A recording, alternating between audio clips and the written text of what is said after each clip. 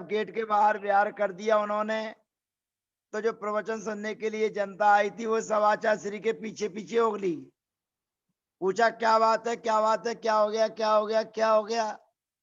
जब 2-4-5 किलोमीटर जाके आचार्य रुके, अब सारी व्यवस्था तो यही थी, चौका पानी तो यही था, लेकिन आचार्य कभी किसी इस प्रकार का कभी विकल्प उन्होंने अपने जीवन में नहीं किया। और 5 किलोमीटर जाके रुके और जनता ने पूछा महाराज जी क्या बात हो गई, आप बिना बताए क्यों निकल लिए। अरे भाई आपने विषय दिया था अतिथि। अतिथि का मतलब ही यही है कि जिसके आने और जाने की तिथि निश्चित ना हो उसका नाम है अतिथि। तो अतिथि पर प्रवचन देना और अतिथि को प्रैक्टिकल रूप में दिखाना, ये मैंने आपको प्रैक्टिकल रूप में दिखा दिया। इसका नाम है अतिथि संविभाग।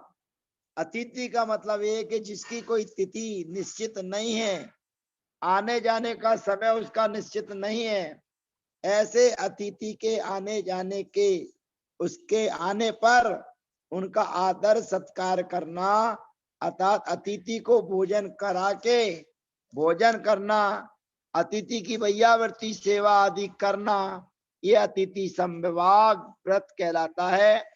इस प्रकार से ये 7 शील व्रत कहलाते हैं। और इन 7 शील व्रतों को धारण करने वाला 5 अणुव्रतों की रक्षा करता है। और 5 अणुव्रतों की रक्षा करने के लिए हमें इन 7 शील व्रतों का पालन नियमित करना चाहिए। अगर आप अपने खेत की रक्षा करना चाहते हैं तो खेत के आसपास कोई जानवर, जीव जंतु आपके खेत की फसल नष्ट ना कर दे, इसलिए आपको सुरक्षा लगाना जरूरी है। तो आपने जो अणुव्रत और महाव्रतों को अंगीकार किया है, अणुव्रतों की चर्चा है, अणुव्रतों की सुरक्षा के लिए है ये व्रत। तो अणुव्रतों की सुरक्षा के लिए, अणुव्रत रूपी खेत को सुरक्षित रखने के लिए ये 7 शील व्रत होते हैं जिनका पालन आपको करना चाहिए। ये व्रतों की चर्चा आपसे हो गई। अब व्रतों में अंतर आएगा, कोई कुछ कहेगा, कोई आचार्य कुछ कहेंगे, लेकिन हमें सभी आचार्यों की बात सुनकर हमें प्रतिक्रमण में आने वाले जो गुण व्रत और शिक्षा व्रत हैं उनको जरूर स्मरण में रखना चाहिए। और वे कौन से आचार्य की मान्यता वाले हैं ये भी आपको बताना चाहिए कि फलाने आचार्य की मान्यता में ये गुण व्रत और ये शिक्षा व्रत हैं। यही प्रतिक्रमण में आचार्य गौतम स्वामी भगवान ने स्वीकार किए हैं। इस प्रकार गुण व्रत और शिक्षा व्रत का चिंतन मनन हमें करते रहना चाहिए। इस प्रकार ये हमारे शिक्षा व्रत हो गए। अब यहाँ पर ये बताया जा रहा है कि अब आपने 12 व्रतों को अंगीकार कर लिया है, 5 अणुव्रत, 3 गुण व्रत और 4 शिक्षा व्रत। इन 12 व्रतों को अंगीकार करने के बाद अब आपका अंतिम समय चल रहा हो, आपके जाने का समय आ गया हो, तो क्या करना चाहिए। तो आचार्य भगवंत कहते हैं मारणांतिकीम सल्लेखनाम जोषिता। मारणांतिकीम का मतलब होता है मरण के अंत समय में जो अपनी इच्छा अनुसार, जोषिता माने अपनी इच्छा अनुसार ग्रहण किया जाता है उसे सल्लेखना कहते हैं। जोषिते का मतलब है राग, जोशिती का मतलब है प्रीति। तो प्रीति पूर्वक जो मरण के अंत समय में, अर्थात किसी के कहने पर नहीं, जबरदस्ती नहीं, अपनी मर्जी से समाधि संलेखना को ग्रहण करना चाहिए। और आचार्य श्री के पास में हमने ऐसे कई अनेक प्रसंग देखे हैं कि शारीरिक अक्षमता होने के कारण किसी के कहने सुनने पर वे समाधि और संलेखना की ओर अग्रसर हो जाते हैं। और समाधि और संलेखना की ओर अग्रसर होने के बाद जब यहाँ पर उपचार चलता है, जब यहाँ पर वैयावृत्ति चलती है और जो जठराग्नि आपकी शून्य पड़ चुकी है उसको जगाने के लिए जो व्यवस्था बनाई जाती है, उस पर बहुत से लोगों का ऐसा प्रसंग आया कि उनकी बाद में जठराग्नि ठीक हो गई, और जठराग्नि ठीक हो गई तो वे संलेखना समाधि को छोड़कर अपने घर चले गए, और 1.5-2 साल बाद फिर उनका कभी समय आया होगा तब वो गए। तो यहाँ कहने का अभिप्राय ये है कि समाधि और संलेखना कब आपको अंगीकार करना है? 20 साल की उम्र में नहीं, 40 साल की उम्र में नहीं, जब आपका शरीर काम करना बंद कर दे। अब डॉक्टर भी ये जवाब दे दें कि आपका शरीर अब इस लायक नहीं रहा, तो फिर आपको धीरे धीरे समाधि और संलेखना की तैयारी करना चाहिए। आचार्य भगवंत कहते हैं कि 12 व्रतों को अंगीकार करने के बाद आपको नियम से समाधि और संलेखना को अंगीकार कर लेना चाहिए। भैया इस जी, प्रकार हाँ, व्रतों को आश्रम का हेतु क्यों कहा है, संवर का क्यों नहीं? बहुत बढ़िया। मूल चीज समझने की कोशिश हमें ये करना है कि आश्रम का मतलब होता है जो व्रतों को आपने अंगीकार किया है। व्रतों का मतलब है प्रवृत्ति, व्रतों का मतलब है प्रवृत्ति। और प्रवृत्ति को अगर आप ध्यान रखेंगे तो 6वें अध्याय का सबसे पहला सूत्र है काय वांग मना कर्म योगा। शास्त्रव माने मन वचन काय की जो प्रवृत्ति है, उस मन वचन काय की प्रवृत्ति का नाम आश्रव है। तो आप जो व्रतों को पालन कर रहे हैं, अहिंसा व्रत को पालन कर रहे हैं, सत्य व्रत को पालन कर रहे हैं, आचार व्रत को पालन कर रहे हैं, तो ये शारीरिक आपकी प्रवृत्ति। तो शारीरिक प्रवृत्ति होते हुए ये आश्रव है, लेकिन आश्रव ये पुण्य वाला आश्रव है, आपकी कर्मों की निर्जरा के कारण वाला आश्रव है। और वैसे देखा जाए तो जब संवर अधिकार आएगा, जब 9वां अध्याय आएगा, तो 9वें अध्याय में जब संवर के कारण आपको बताए जाएंगे, तो आपको जो व्रत कहे गए हैं वो ही व्रतों को आगे संवर के लिए कहा जाएगा। यहाँ विवक्षा आश्रव तत्व की चल रही है, इसलिए आश्रव तत्व के अंतर्गत बताए गए हैं। और यही चीज जब आगे बताई जाएगी तो इन्हीं चीजों को संवर तत्व के अंतर्गत बताया जाएगा। और ये भी कहा जाएगा संवर के बाद निर्जरा भी इन्हीं कारणों से होती है। तो यद्यपि जो नियम व्रत आदि जो बताए जा रहे हैं ये प्रवृत्ति रूप में है तो आश्रम के कारण है, पर ये आश्रम के कारण होते हुए अशुभ को रोकने में संवर के भी कारण हैं। और थोड़ी सी आगे बढ़ जाओ तो कर्म क्षय और निर्जरा के भी कारण हैं। अभी विवक्षा आश्रव तत्व की चल रही है, इसलिए इनको आश्रव तत्व के अंतर्गत पीके जैन साहब रखा गया है। ठीक है सर। अब 12 व्रत हमारे बीच में हो गए, और 12 व्रतों के होने के पहले भैया वंदना। हाँ बोलो भैया, जिस प्रकार से बैरक का कोई समय नहीं होता, इसी प्रकार संलेखना का कोई समय है क्या? जैसे अभी कोरोना में खड़े खड़े भी चले जाते हैं, उसका कोई थोड़ी ना समय है। देखिए, कोरोना में जो लोग जा रहे हैं वो महामारी चल रही है, और महामारी का हाँ मतलब भैया। ये है कि आपको खुद ही नहीं पता कि हमारे पास में क्या है और क्या नहीं। तो समाधि और संलेखना का मतलब होता है पूर्व में आपके संस्कार उपसर्गे दुर्भिक्षे, रत्नकर्ण श्रावकाचार्य में जब पढ़ेंगे कि उपसर्गे दुर्भिक्षे जरसि रुजायाम चनि प्रतिकारे, हाँ ऐसी अवस्था आ जाए तो समाधि और संलेखना को अंगीकार कर लेना चाहिए। जैसे आचार्य श्री समदभद्र महाराज से, समदभद्र महाराज ने अपने गुरु महाराज से कहा कि मैं व्रतों के पालन करने में असक्षम हूँ, अतः मुझे समाधि और संलेखना दे दी जाए।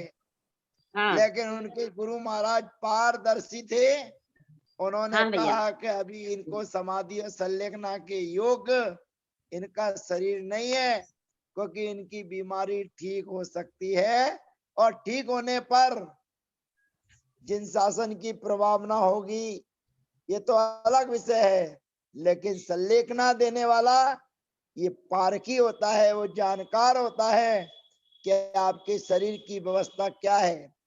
वो रिष्ट समुच्चय नाम के ग्रंथ को पढ़ लेते हैं, और हमको और आपको भी रिष्ट समुच्चय ग्रंथ अवश्य पढ़ना चाहिए। जिन्होंने नियम व्रत प्रतिमा ली है उनको रिष्ट समुच्चय का अध्ययन अवश्य करना चाहिए, क्योंकि उसके अध्ययन करने पर आपके शरीर में अभी किस प्रकार की कोई विकृति आती है तो आपको अभ्यास हो जाएगा कि इस प्रकार की प्रवृत्ति रिष्ट समुच्चय में इस प्रकार बताई है, तो मेरा अंतिम समय कितने दिन का शेष है ये आप अभ्यास लगा सकते हैं। और कोई श्रावक, कोई साधक आपको समझ में आता है तो उसका भी अवलोकन करके उसका उद्धार करा सकते हैं, और उसको उद्बोधन दे सकते हैं, उसको समझा सकते हैं कि भैया अनादिकाल की परंपरा में तूने जन्म मरण किया है, इतना भोगा है, इतना भोगा है कि पूरा आकाश छुप जाए, इतनी बार जन्म मरण किया है कि तेरी माँ को अगर संख्या गिनती की जाए तो गिनती बताना असंभव है, इतनी बार जन्म मरण तूने किया है। तो कहने का अभिप्राय यही है कि उसके जानकार होना चाहिए रिष्ट समुच्चय, हमें अवश्य पढ़ना चाहिए। हम अपनी शरीर की परिणति भी जान सकते हैं और दूसरों के शरीर की परिणति भी बता सकते हैं। भैया कहीं मिल जाए तो इसलिए इसकी व्यवस्था करना। रिष्ट समुच्चय, रिष्ट समुच्चय हमें पढ़ना है। हाँ, तो रिष्ट समुच्चय पढ़ना है तो लाइब्रेरियों में आपको मिल जाएगा। सागर की हाँ भैया, लाइब्रेरी में मिल जाएगा, बीना की लाइब्रेरी में मिल जाएगा, इंदौर कुंद ज्ञानपीठ में मिल जाएगा, हमने पंचवालयती में आज मिल जाएगा, जहां चाचा से जी भी ने आप बॉम्बे में चाहें। स्वाध्याय किया था इसका, तो हाँ अधूरा हुआ है हमारा। हाँ भैया जी, हाँ जी, इसको सामान्य लोग पढ़ सकते क्या, घर गृहस्थी वाले?